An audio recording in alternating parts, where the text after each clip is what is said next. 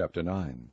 And when the queen of Sheba heard of the fame of Solomon, she came to prove Solomon with hard questions at Jerusalem, with a very great company, and camels that bear spices, and gold in abundance, and precious stones. And when she was come to Solomon, she communed with him of all that was in her heart.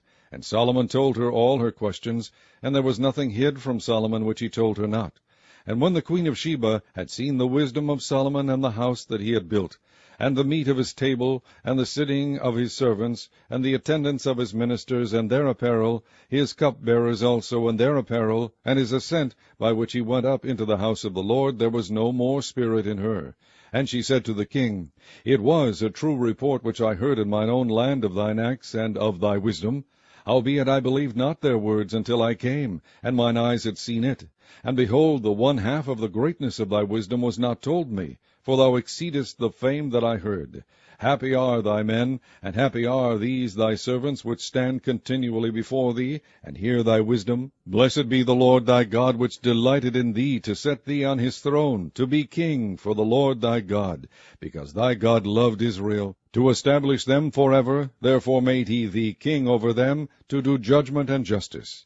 And she gave the king 120 talents of gold, and of spices great abundance, and precious stones. Neither was there any such spice as the queen of Sheba gave King Solomon. And the servants also of Huram, and the servants of Solomon, which brought gold from Ophir, brought algum trees and precious stones.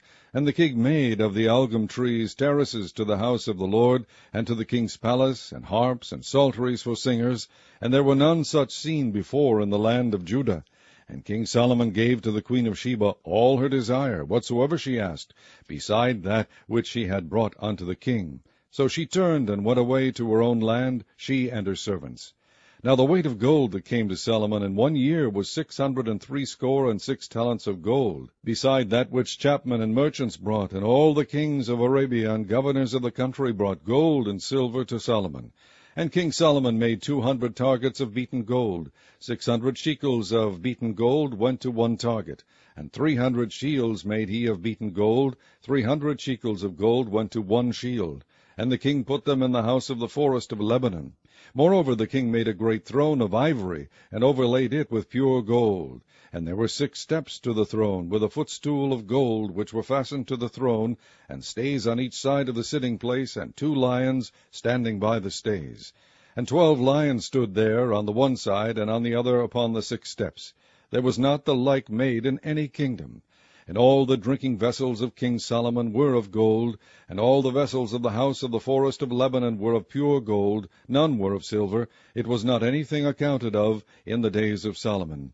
For the king's ships went to Tarshish with the servants of Huram. Every 3 years once came the ships of Tarshish, bringing gold, and silver, ivory, and apes, and peacocks. And King Solomon passed all the kings of the earth in riches and wisdom.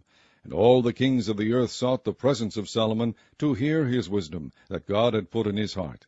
And they brought every man his present, vessels of silver, and vessels of gold, and raiment, harness and spices, horses, and mules, a rate year by year. And Solomon had 4,000 stalls for horses and chariots, and 12,000 horsemen, whom he bestowed in the chariot cities, and with the king at Jerusalem.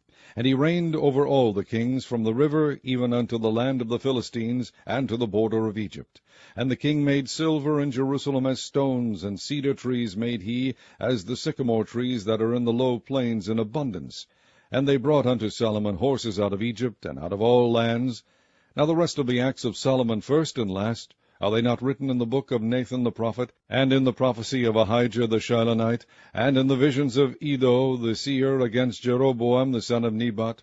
And Solomon reigned in Jerusalem over all Israel 40 years. And Solomon slept with his fathers, and he was buried in the city of David his father, and Rehoboam his son reigned in his stead.